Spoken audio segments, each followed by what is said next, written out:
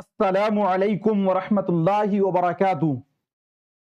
साथियों, मैं निशात अहमद आप तमाम साथियों का बहुत बहुत इस्तकबाल करता हूं, खैर मकदम करता हूं, वेलकम करता हूं। आप सबसे पहले जो है हम आपको हिंदी पेडागोजी पढ़ाने से पहले जो साथियों शिक्षण शास्त्र के अंदर जो मनोवैज्ञानिक के बारे में पूछा जाता है, पहले हम उसको डिस्कशन करेंगे। ये थोड़ा सा हमें लगता है कि 1 घंटा में ये डिस्कशन हो जाएगा ये वाला, फिर हम धीरे धीरे से आगे बढ़ते चलेंगे।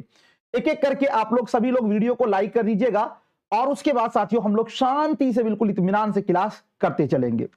सबसे पहला साथियों आज के इस क्लास में हम शुरू करते हैं, वो ये है कि आप जो ये तस्वीर देख रहे हैं, ये फोटो है साथियों किनकी? लेव वाइगोत्स्की की। किनकी फोटो है ये? लेव वाइगोत्स्की की। इससे संबंधित प्रश्न क्या बनते हैं, इनका नियम क्या क्या है, उसको आप लोग देख लीजिए। एक बार सभी लोग वीडियो को लाइक कर दीजिए ताकि बार बार हमें साथियों कहना ना पड़े। वाइगोत्स्की का सामाजिक सांस्कृतिक सिद्धांत, याद रखिएगा जी, क्या है? सामाजिक सांस्कृतिक का सिद्धांत किसने दिया? तो लेव वाइगोत्स्की ने दिया। किसने दिया? लेव वाइगोत्स्की। बिल्कुल ध्यान से सुनिएगा, ठीक है ना जी। सामाजिक सांस्कृतिक का सिद्धांत किसने दिया? लेव वाइगोत्स्की ने दिया। लेव वाइगोत्स्की एक रूसी मनोवैज्ञानिक थे जिन्होंने सामाजिक सांस्कृतिक सिद्धांत दिया था। अब देखिए, आपको यह कभी नहीं पूछा जाएगा कि रूसी मनोवैज्ञानिक थे या कहां के थे। हाँ, ये आप स्टेट टेट वगैरह का एग्जाम दीजिएगा तो उसमें आपको पूछा जाएगा। तो ये कहां के थे साथियों? एक रूसी मनोवैज्ञानिक थे लेव वाइगोत्स्की।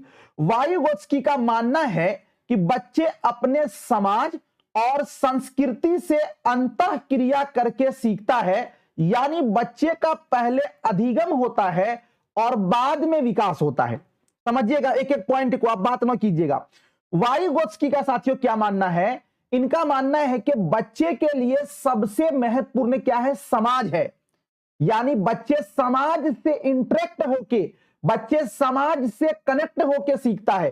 तो इसीलिए लेव वाइगोत्स्की ने कहा कि बच्चे जो है अपने समाज और संस्कृति से अंतःक्रिया करके, अंतःक्रिया का मतलब होता है कनेक्ट होकर सीखता है। यानी इसका मानना यह है कि बच्चे का पहले अधिगम होता है, मतलब बच्चे पहले सीखते हैं और बाद में उसका विकास होता है। जब वो सीख लेता है तो उसको परिपक्व हो जाता है, तो बाद में उसका क्या होता है साथियों? डेवलप करता है वो।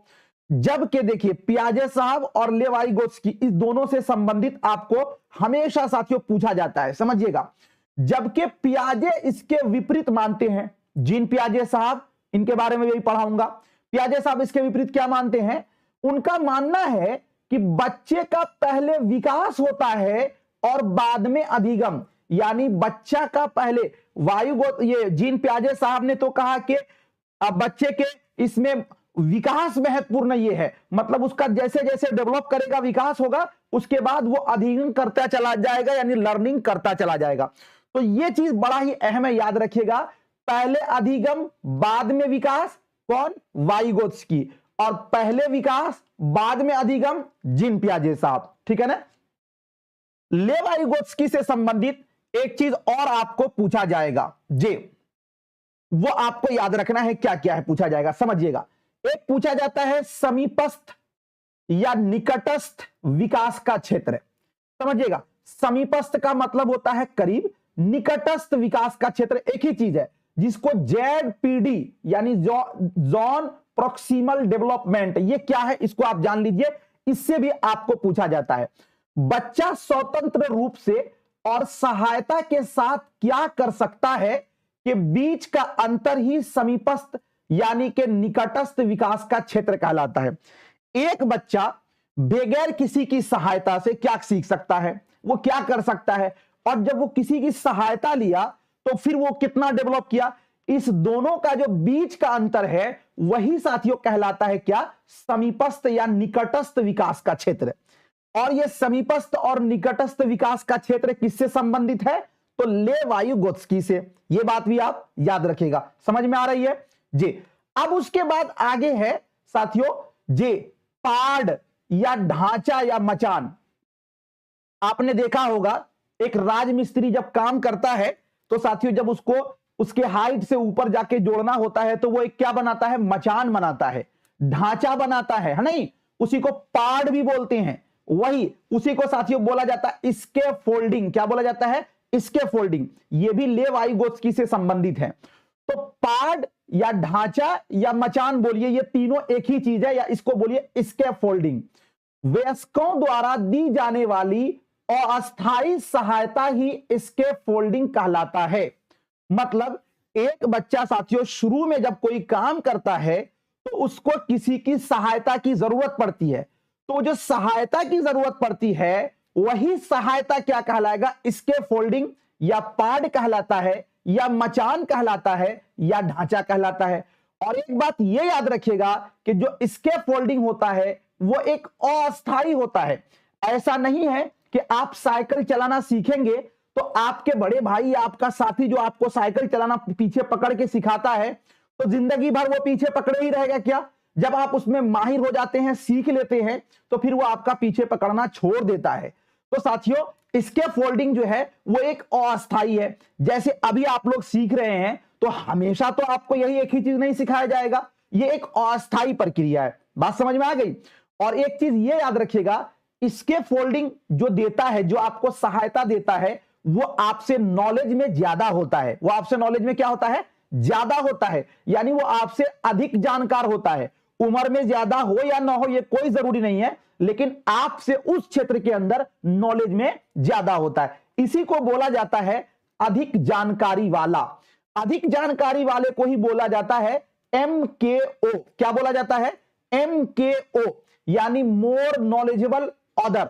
मोर नॉलेजेबल अदर, जो आपको सहायता देता है ना, उसको बोलते हैं MKO। अब ये MKO क्या है?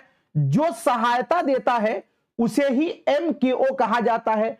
और MKO शिक्षक, सहपाठी और माता पिता भी हो सकते हैं, आपके साथी भी हो सकते हैं, आपके माँ बाप भी आपको हाथ पकड़ के सिखाते हैं, वो भी साथियों MKO हो सकते हैं। आपके टीचर, जैसे मैं आपको सिखा रहा हूं, मैं भी आपका MKO हूं, ठीक है ना?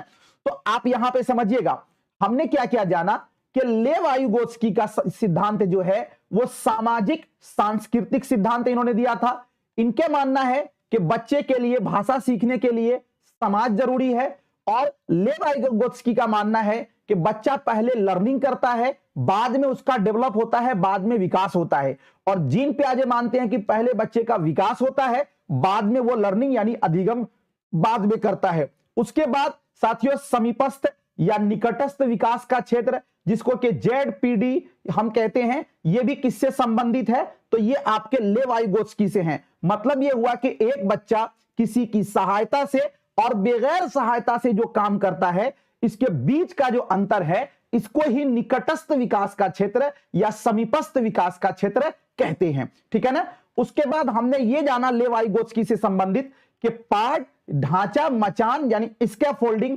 जब बच्चा कोई काम करता है तो जो उसको कोई सहायता देता है उसको ही बोलते हैं स्कैफोल्डिंग। और स्कैफोल्डिंग जो है वो एक अस्थायी प्रक्रिया है, यानी कुछ दिन के बाद या कुछ समय के बाद ये खत्म हो जाता है जब बच्चे की आवश्यकता पूरी हो जाती है। स्कैफोल्डिंग में साथियों जो सहायता करता है उसको MKO यानी कि मोर नॉलेजेबल अदर यानी कि अधिक जानकारी वाला कहा जाता है। MKO जो है वो आपके माता पिता, आपके पेरेंट्स, आपके टीचर, आपके सहपाठी, कोई भी हो सकता है। समझ रहे हैं? ये आपका पहला नियम साथियों अगर भाषा से पूछेगा तो मनोवैज्ञानिक से ये आपका यहां पर पूरा हुआ। ठीक है ना जी? समझ में आ गया? चलिए, बहुत बहुत शुक्रिया, थैंक यू। मिलता हूं फिर आपसे नेक्स्ट टाइम नेक्स्ट वीडियो के साथ। जब तक के लिए खुदा हाफिज।